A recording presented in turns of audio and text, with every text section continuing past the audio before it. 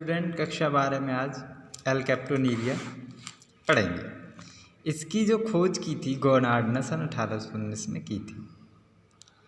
इसमें क्या होता है कि alkaptonuria is a recessive gene disorder है, रिसेसिव जीन डिसऑर्डर है ये। और इसमें शरीर की बाह्य कोशिकाओं में जो है देखो,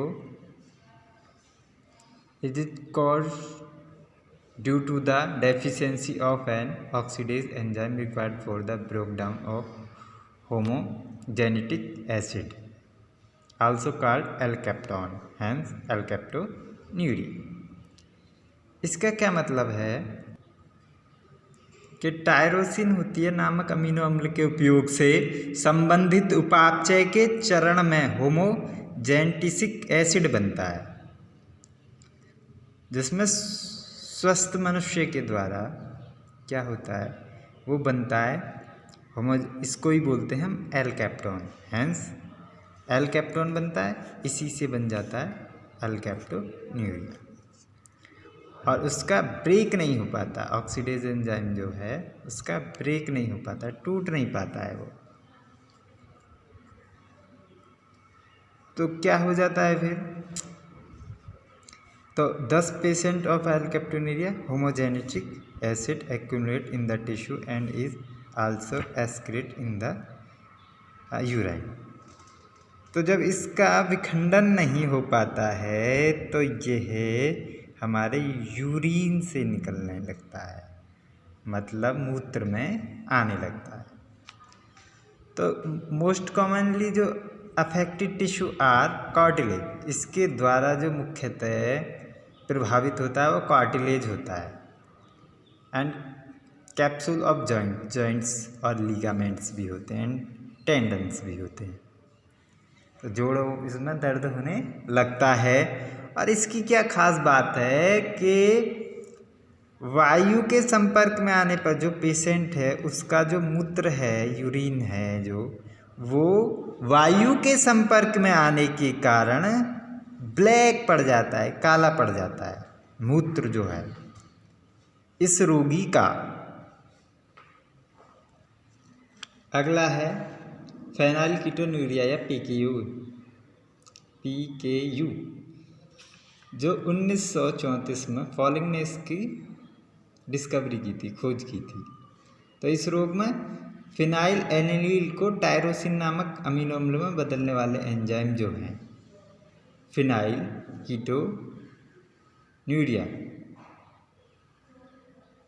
तो ये जो ऑटोसोमल जीन्स है ना, recessive mutation of genes on chromosome 12 called phenylketonuria. This abnormal recessive gene caused the deficiency of liver enzyme and phenylalanine जो है हाइड्रोक्सिलेज जो है कन्वर्ट फिनाइलएलानिन इनटू टायरोसिन। इसका मतलब है कि फिनाइलएलानिन को टायरोसिन नामक अमीनो अम्ल में बदलने वाले जो एंजाइम हैं फिनाइलएलानिन हाइड्रोक्सी की कमी से हाइड्रोक्सीलेज की कमी हो जाती है, ठीक है। तो it caused phenylalanine to build up to potentially toxic level in the body. तो क्या होता है, इनकी रुधिर में क्या होने लगता है, फिनाइलएलानिन एकत्रित होने लगता है, और फिनाइलएलानिन या फिनाइल पायरुविक अम्ल में नहीं बदलता है वो। इसका मतलब ये कि वो बदलता नहीं है। तो दिस अफेक्ट्स, इसका जो इफ़ेक्ट पड़ता है पर्सन पे, उसकी मसल्स, मांसपेशियों पे, कार्टिलेज पे, लेग्स पे, और वो चलने के लिए डिसेबिलिटी हो जाता है, मतलब वो चल नहीं सकता, ऐसा रोग हो जाता है उसमें। और ये इसकी फ्रीक्वेंसी जो है फिनाइल कीटोन्यूरिया की 18,000 में से एक व्यक्ति जरूर इस रोग से पीड़ित होता है। तो इसका पहले स्क्रीनशॉट ले लेंगे। इसका भी स्क्रीनशॉट ले लेंगे। आगे चलते हैं। इसमें जो चाइल्ड है वो मंदबुद्धि भी रह जाता है। ये भी इसका एक रीज़न होता है फेनिलकीटोन्यूरिया में, क्योंकि लगातार इसकी वृद्धि होती रहती है फेनिलकीटोन्यूरियाज की या फिनाइलएलेनिल की। अगला है thalassaemia. Thalassaemia this disorder is called due to the reduce synthesis of either alpha और beta chains of haemoglobin.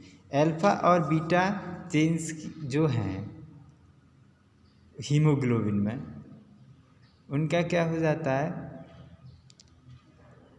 Reduce हो जाती हैं वो। मतलब व्यक्ति अल्फा और बीटा जो हैं इनको बना नहीं पाता है शरीर में। तो हीमोग्लोबिन में भ्रूण के समान अल्फा और बीटा चेन्स पाई जाती हैं जो O2 के परिवहन में सहायक होती हैं। तो ये क्या haemoglobin like was design was first describe by Cooley. Cooley ने इसको सबसे पहले डिस्क्राइब किया था। Hence it is also called Cooley anaemia, और इसीलिए इसे क्या कहते हैं हम, कूली एनीमिया या थैलेसीमिया मेजर कहते हैं। The reduce of beta chains lead to the accumulation of alpha chains.